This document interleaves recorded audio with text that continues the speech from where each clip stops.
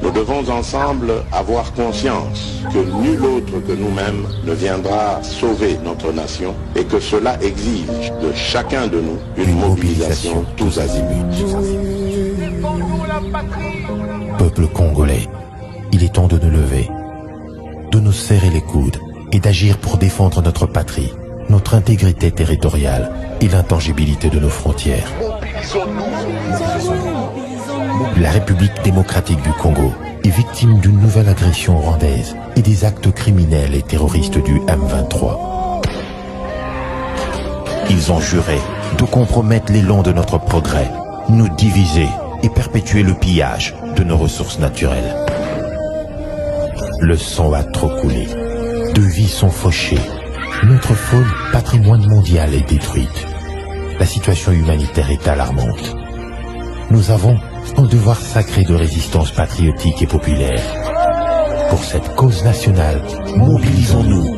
Au-delà de tout clivage, y compris politique, agissons contre l'ennemi de la paix, notre cible commune. Restons vigilants. Disons non à la stigmatisation et à tout acte de violence. Exprimons toute notre solidarité aux compatriotes victimes de cette agression. Mobilisons-nous, apportant un soutien total et indéfectible à nos vaillants FARDC et à nos institutions pour rétablir la paix et la sécurité. Ensemble, défendons la patrie et gagnons cette guerre insensée du M23, appuyée par l'armée rwandaise. Battez-la Ekolo, Bendele Koyate.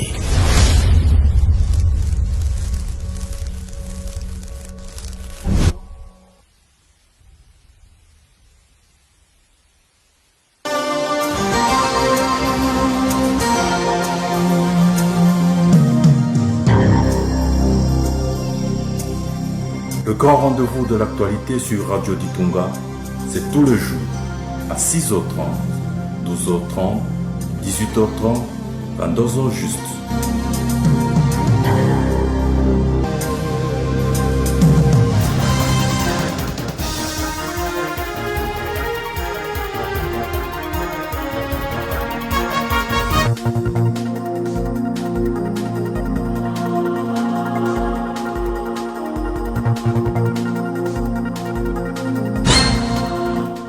Bonjour et bienvenue à cette session d'information. C'est le premier journal de ce mercredi 7 décembre 2022. Journal mis en onde par Joseph Mouyombo.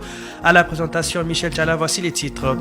Le député national Robert Kaniki propose plusieurs réformes dans le système de perception des taxes à Ngandonjika après avoir constaté des tracasseries lors des derniers recouvrements forcés. Clôture de la session de consultation de paix de Nairobi. C'était hier en présence des 225 délégués des groupes armés. En dehors de nos frontières, la Somalie fait face à une urgence catastrophique, conséquence de la sécheresse, la plus grave de son histoire. Et puis en sport, il faut dire qu'avec un Cristiano Ronaldo sur le banc, le Portugal a atomisé la Suisse et se qualifie pour les quarts des finales. On y revient dans ce journal. Michel Tchala vous présente ce journal. Restez en place pour les détails.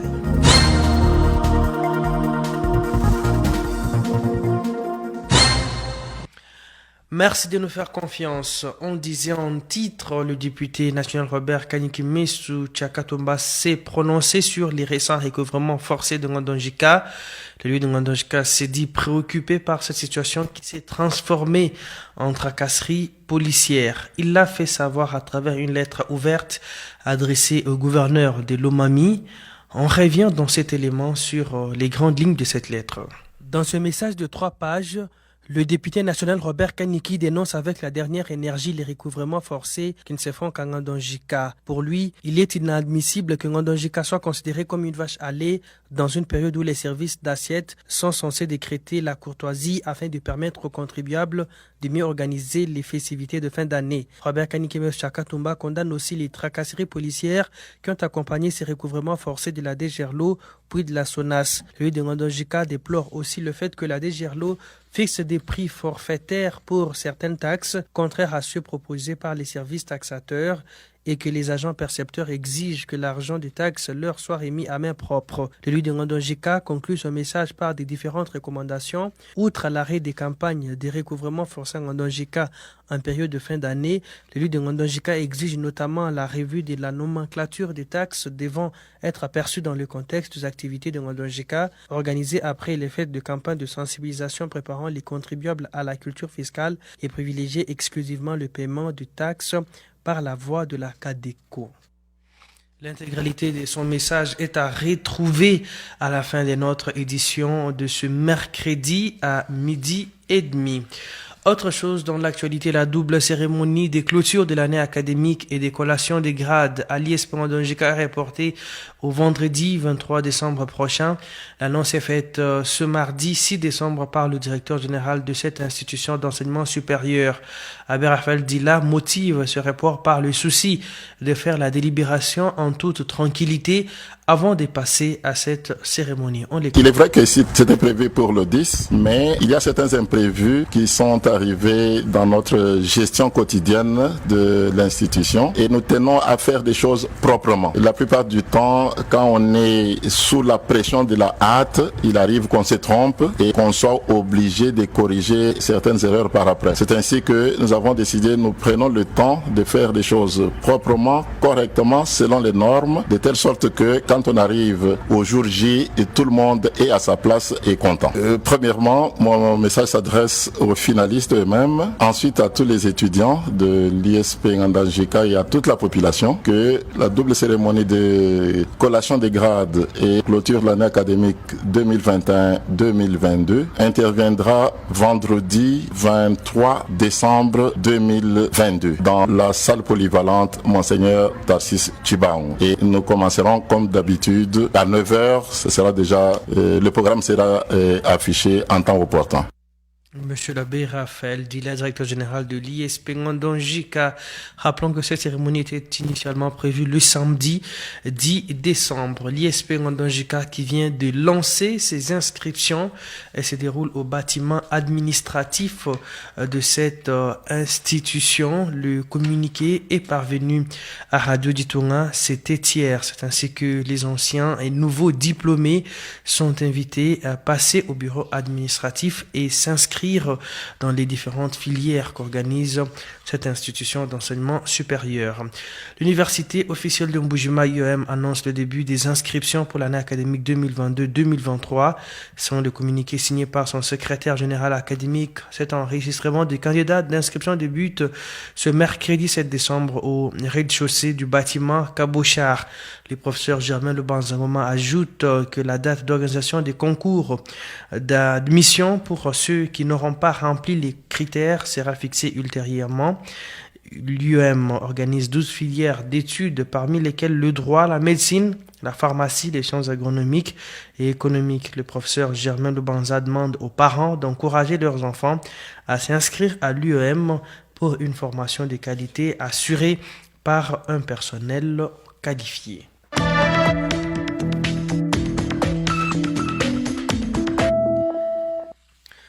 Journal sur le plan national, l'IGF est appelé à renforcer la patrouille financière vis-à-vis des nouveaux mandataires de l'État à l'approche des élections de 2023. Pour Jean-Claude Katende, président de l'Azado qui lance cet appel, ce travail va aider l'IGF à prévenir toute tentative de détournement de deniers publics pour des fins électorales. Selon lui, certains mandataires de l'État profitent de cette période électorale et de l'inattention du gouvernement pour piller les caisses de l'État.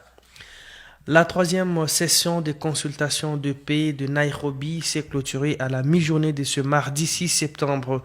C'était en présence de 225 délégués, notamment des groupes armés, de la société civile, des femmes victimes de violences sexuelles de l'Ituri, du Nord Kivu, Sud Kivu, du Maniema et du Tanganyika. Le communiqué final signé par le facilitateur Uhuru Kenyatta, le mandataire spécial du chef de l'État et tous les représentants des groupes armés ont... Il faut dire que c'est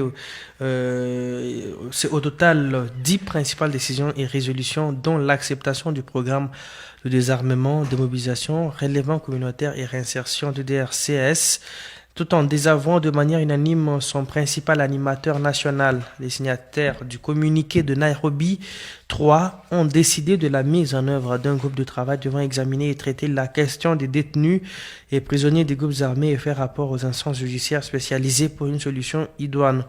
Le facilitateur de Nairobi 3, Uhuru Kenyatta, s'est engagé à porter à l'attention du chef de l'État congolais les revendications d'intégration dans l'armée régulière congolaise des membres des groupes armés, lesquels sont contraires à l'esprit du PDDRCS. Il a à la même occasion appelé tous les groupes armés étrangers à quitter la RDC pour aller dialoguer avec le gouvernement de leurs pays respectifs. Enfin, une série de rencontres est prévue au mois de janvier 2023 dans les villes de Goma, Bukavu et Bunia pour évaluer le progrès réalisé et les préparatifs des autres résolutions à moyen et long terme.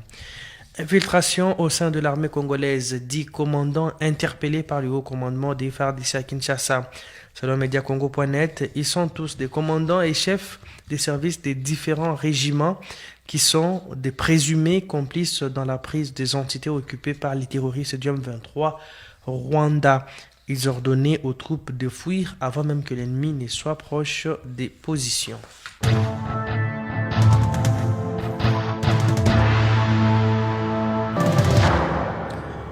En titre, la Somalie fait face à une urgence catastrophique, conséquence de la sécheresse la plus grave de son histoire. La sonnette d'alarme a été tirée ce mardi 6 décembre par le coordonnateur humanitaire de l'ONU pour ce pays lors de la réunion conjointe de la Ligue arabe et des Nations unies. La sécheresse touche près de la moitié des 15 millions de Somaliens, alors que le pays de la Corne de l'Afrique connaît le 5e échec consécutif de sa saison des pluies. Le fonctionnaire onusien ajoute par ailleurs que 6,7 millions de Somaliens devraient être confrontés à des niveaux élevés d'insécurité alimentaire aiguë. Une rare déclaration de famine pourrait être faite prochainement. La Somalie, la première déclaration significative dans le monde depuis la famine en Somalie il y a 10 ans.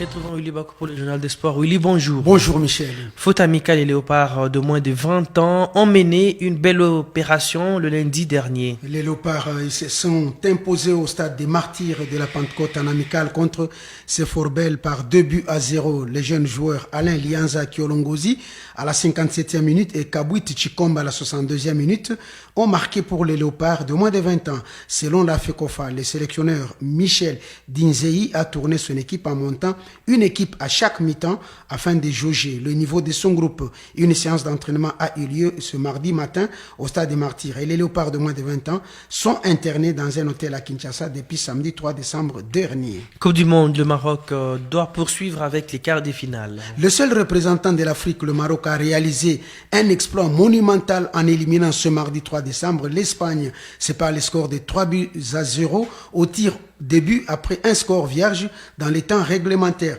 Avec ce score, le Maroc accède pour la première fois de son histoire en quart de finale de la Coupe du Monde. C'est le 4e pays africain à accéder à ce stade de la compétition après le Cameroun, le Sénégal et le Ghana.